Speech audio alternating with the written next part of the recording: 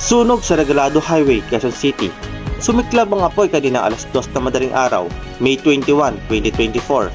At 20 tindahan ang naapektuhan sa naturang sunog. At ayon sa balita, nagsimula ang sunog sa lugawan at 2 lalaki at 2 babae ang sugatan.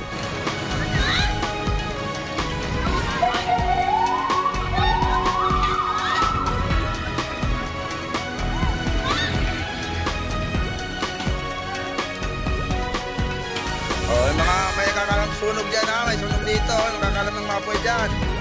Pero dito sa tapos na Commonwealth Hospital.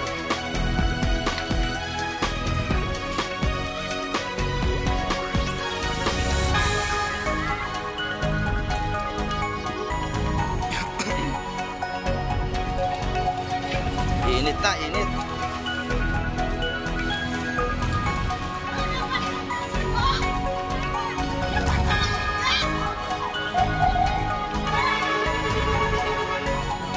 May tao ba sa loob, te? May tao pa?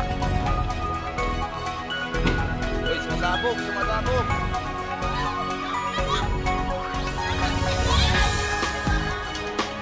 Uy, sumasabog na.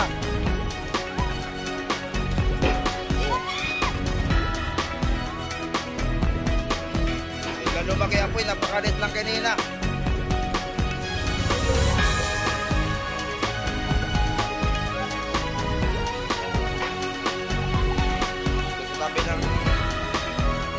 Tabi ng garahe namin, no?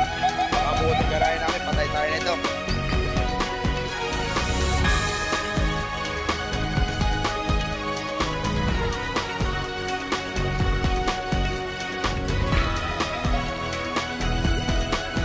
Laki, no?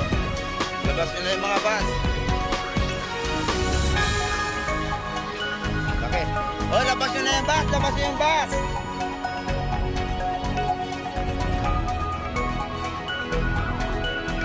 Labas yun yung bus, labas yung mga bus, labas yung bus. Ayan na yung apoy, oh. Biglang lumaki na, pakalit na kanina, no? Ay, sabi ko ayaw tubig, ayaw nila makuha tubig, eh.